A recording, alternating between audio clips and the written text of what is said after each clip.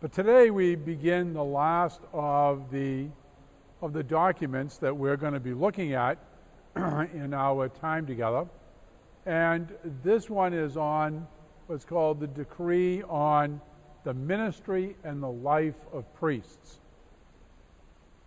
We all are very familiar with priests in our lives because they are just so central in a Catholic way of life, with the prominence of the place of Mass in Catholic life, and also the presence and the celebration of the Sacrament of Penance. In the document, the Church recognizes that very much, but also invites us to reflect on a wider and a deeper understanding of priests. And so today, and then 3 weeks from today, we will continue this conversation. We know that Jesus chose certain people to be his followers, and that they would have a role in the church. There are two words that we hear with great frequency in the Gospels, and then even into many of Paul's writings and other writings in the Christian era. And those two words are apostles and disciples. Now, the Catholic understanding is that over time, apostles became equated with the bishops, and that the apostles would choose certain followers to be part of the bishops, the leaders. But also, very early on, we also see in the scriptures that they talk about disciples, and we're not sure, that's kind of a fluid word. It's not as clear as the word for bishop.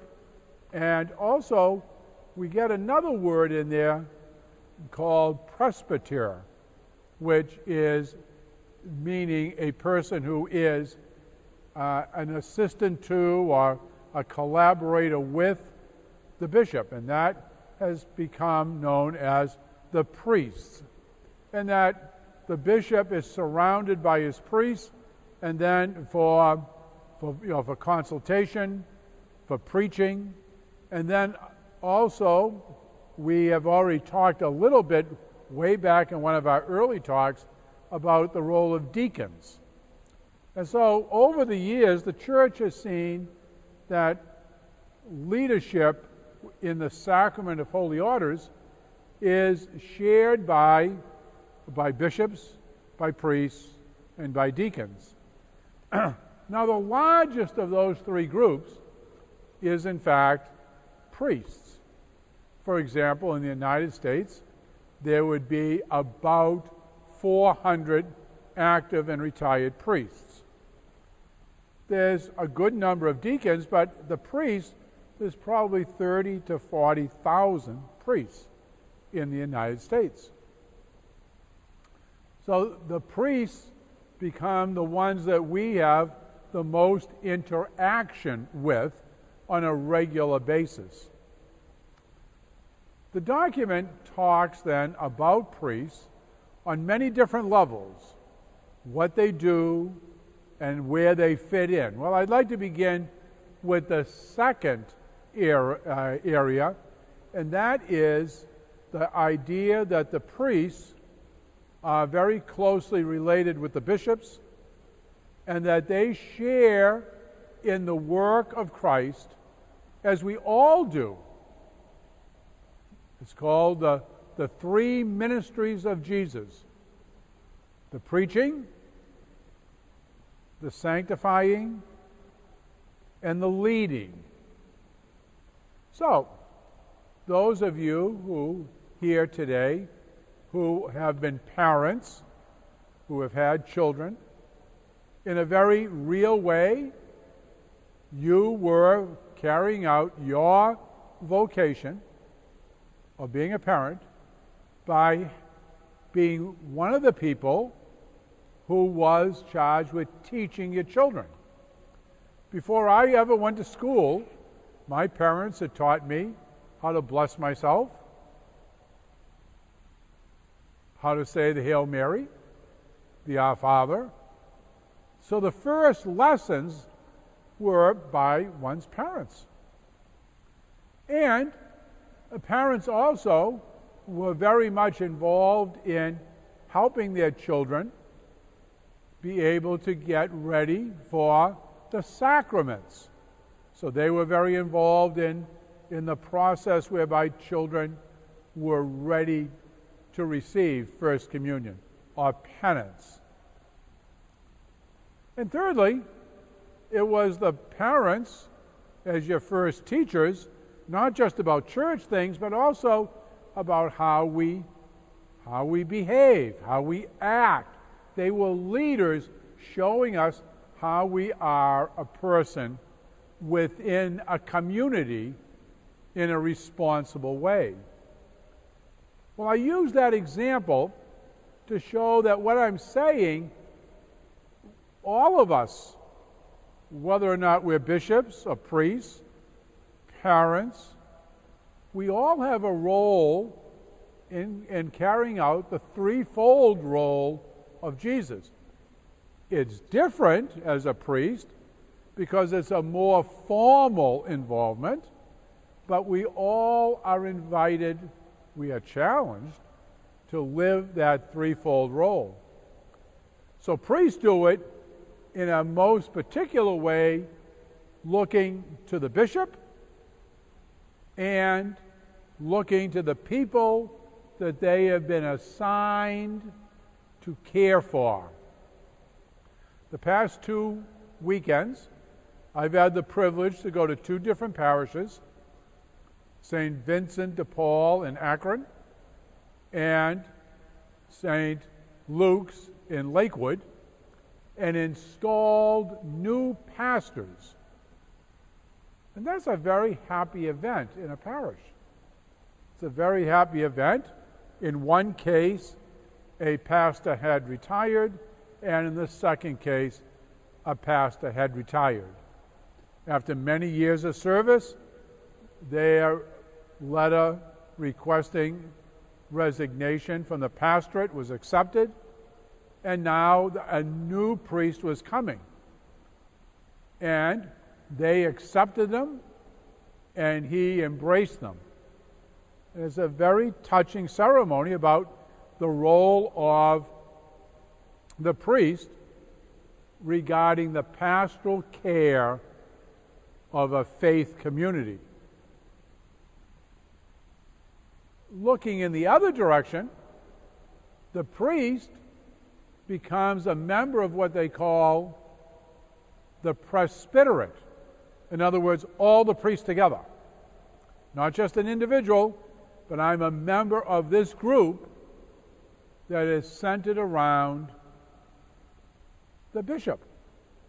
So if you look over my shoulder, my left shoulder, and you see the seat where I sit in, and there's, like an ark there, isn't there?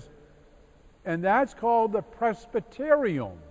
In other words, that's where the bishops, where the priests sit with their bishop. So tomorrow morning we have a mass at 10 o'clock for the right to life and there'll be a number of priests here tomorrow, and they will sit in the presbyterium, showing their unity, first of all, with each other, but then their unity with the bishop of the diocese. Not just symbolic, but real. Sure, we can all sit in a circle and we look like we're all together. But it's when we work together that it becomes reality. So that when I ask the priest to make an announcement across the diocese, because I feel it's very important, as a presbyterate in union with their bishop, that is then transmitted.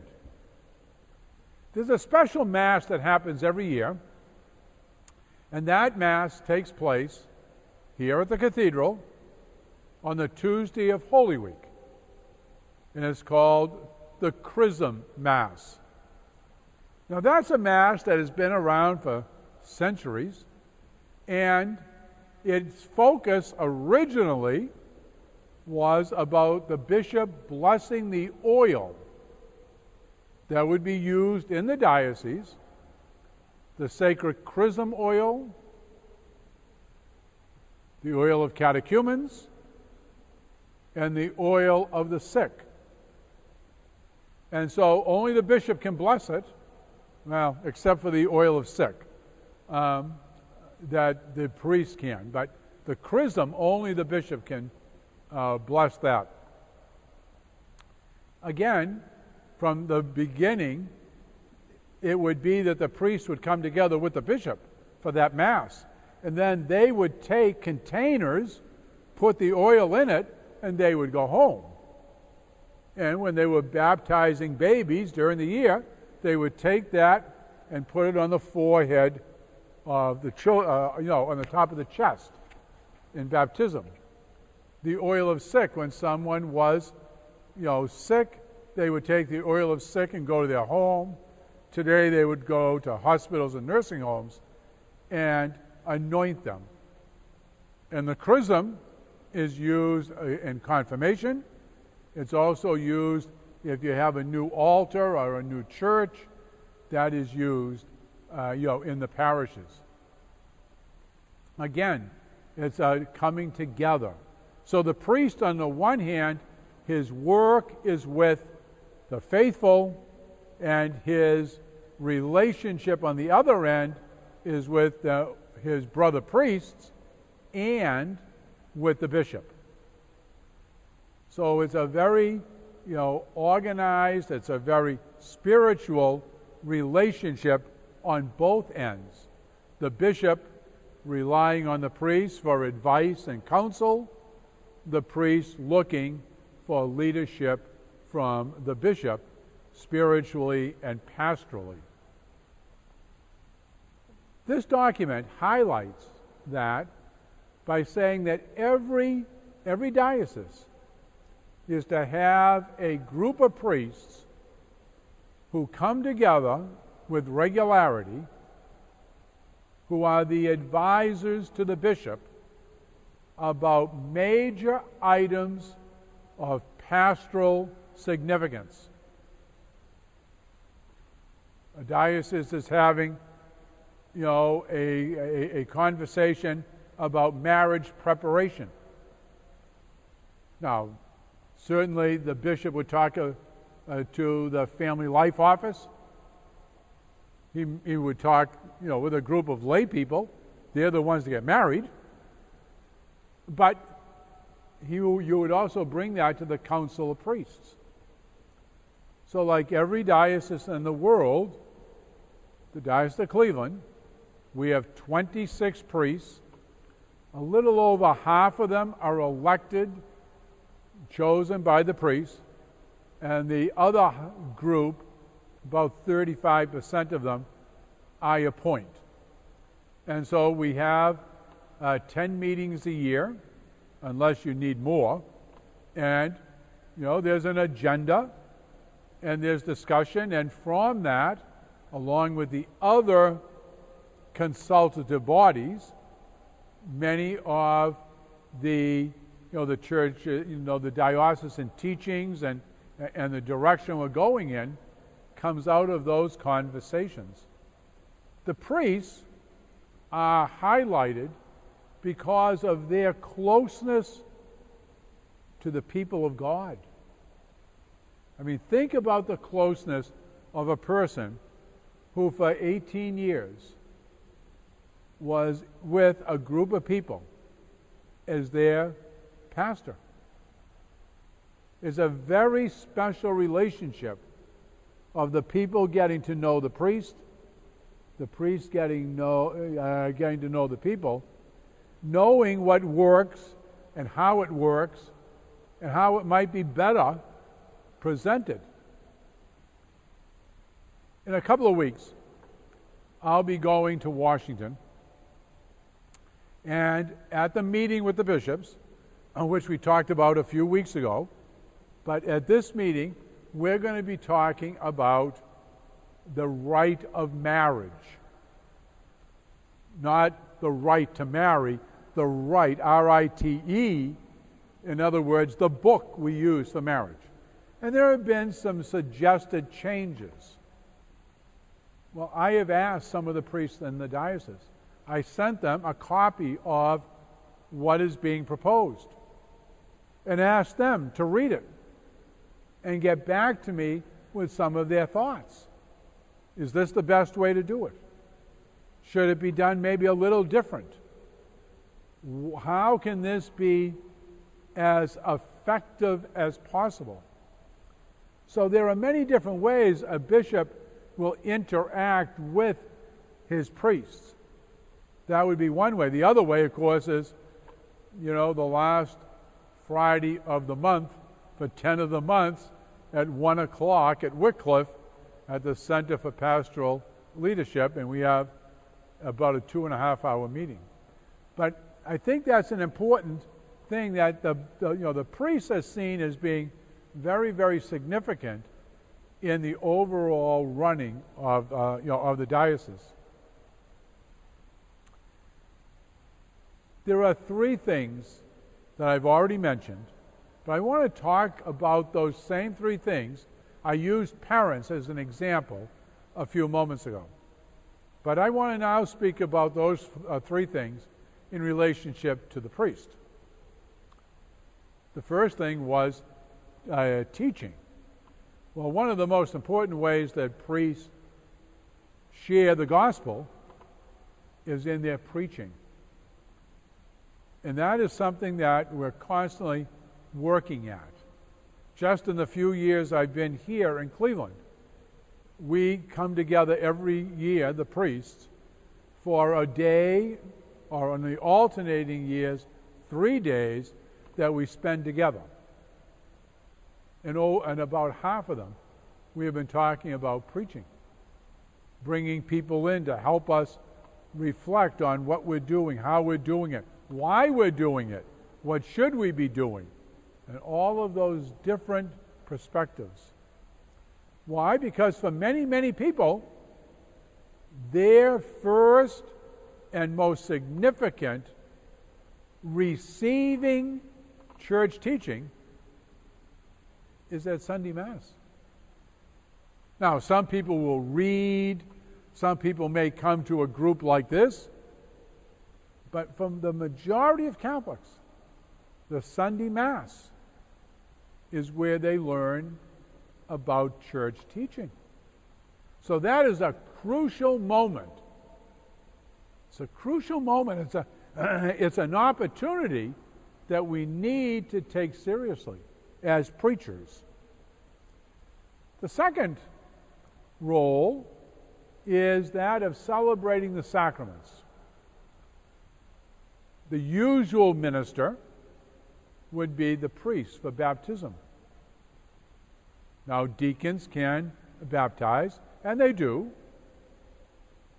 but there's not only the ceremony, but there's the preparation. We've all heard in the parishes, they have usually catechesis beforehand. The parents come. They spend time with the priest or with a person on the staff and reflect on what baptism means.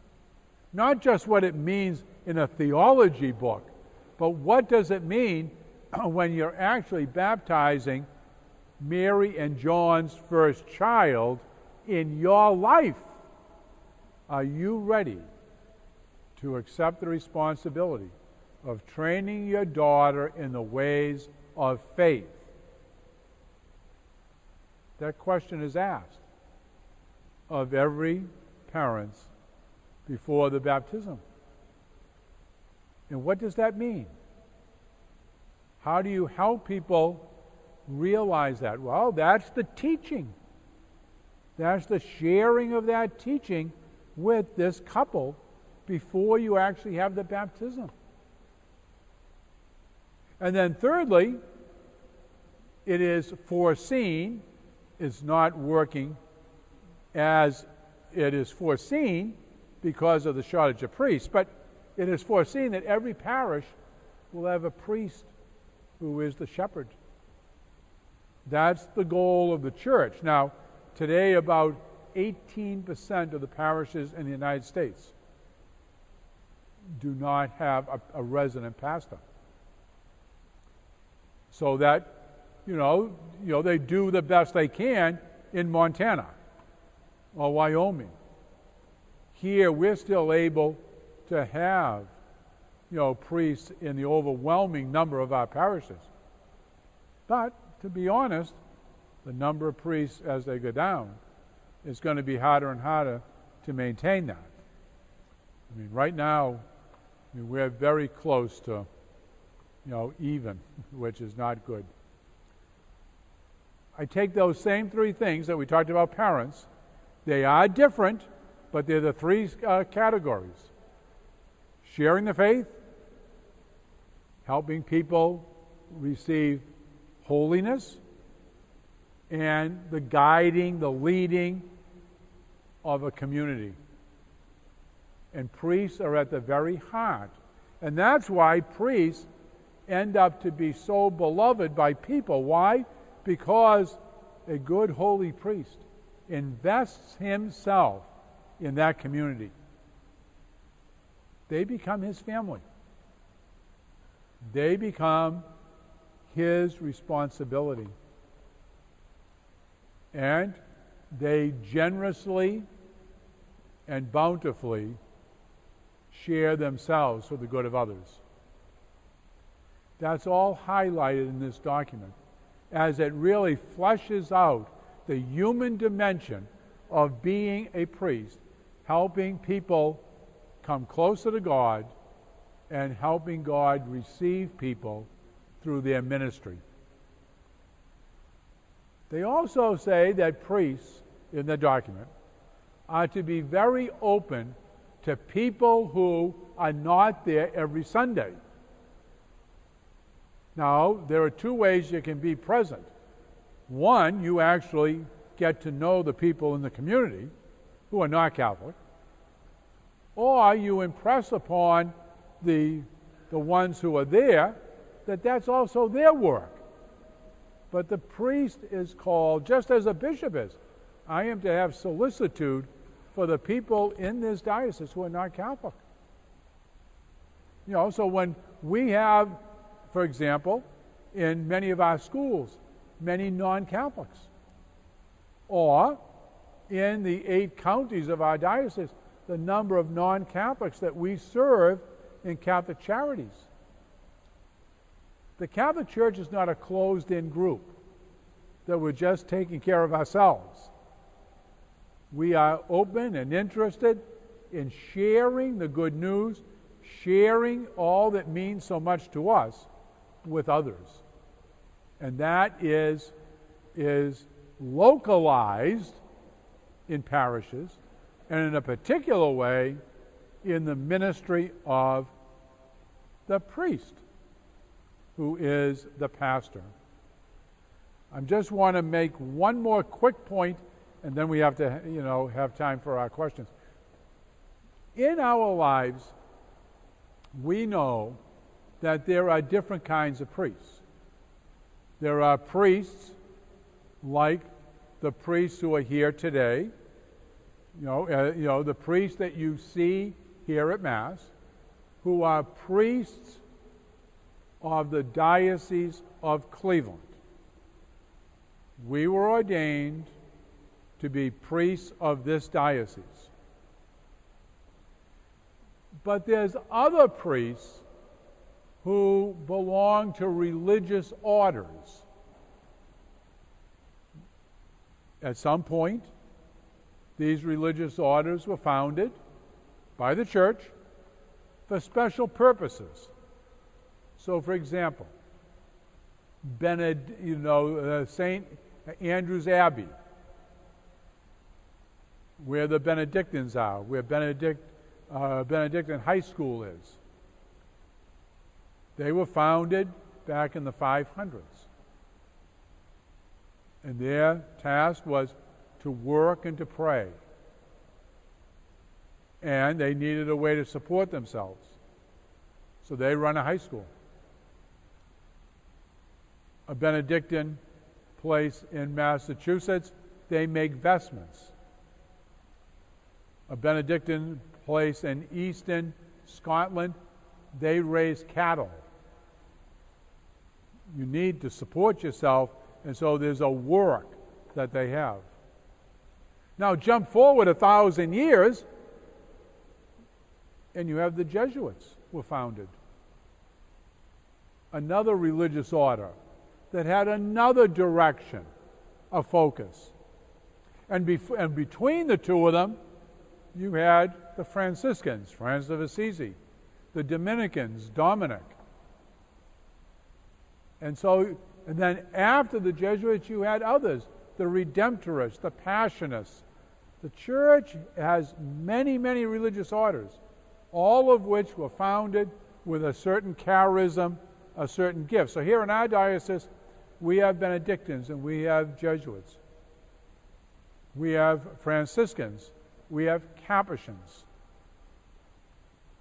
We have the St. Joseph Fathers. We are blessed with these different religious orders that very much are part of our life. They have their own work, and the diocesan priests have the work primarily, but not exclusive, primarily of parish work.